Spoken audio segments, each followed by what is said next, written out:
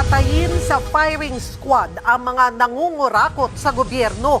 Yan ang panukala ng isang mambabatas para raw matuldukan na ang korupsyon sa bansa. Nasa frontline ng balitang yan, si Marian Enriquez.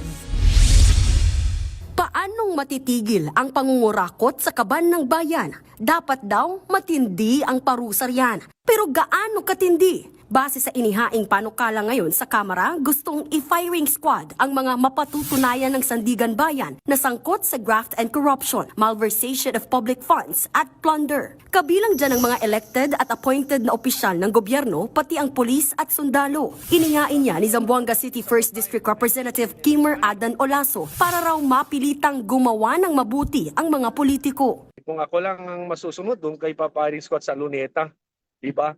Para makita ng taong bayan kung sino yung gumagawa ng kalokohan.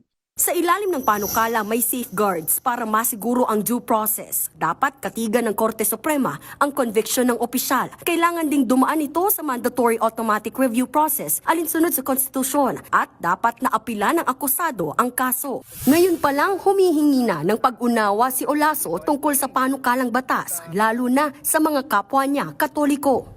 I'm a Roman Catholic by birth, but sabi ko, I think we have to put this in our country. Kailangan para tumino yung bansa natin.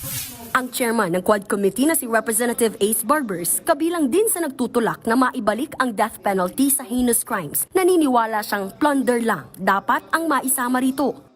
Sa ngayon, 5 na ang panukalang batas na nakahain dito sa Kamara para sa muling pagpapataw ng death penalty dito sa bansa. Pero lahat ito hindi pa umuusad at nakabinbin pa rin sa House Committee on Justice. Si House Deputy Majority Leader Paulo Ortega naman sinabing kailangan munang pag-aralan mabuti ang sinusulong na death penalty. Lahat naman po ng tao ay may karapatang bumabuhay. My stand is definitely no to death penalty talaga ako. Mukhang kukulangin na rin sa oras ang Kamara para talakayin ito, lalo't mag-e-eleksyon at magbe-break na ang Kongreso. Nagbabalita mula sa Frontline, Marian Enriquez, News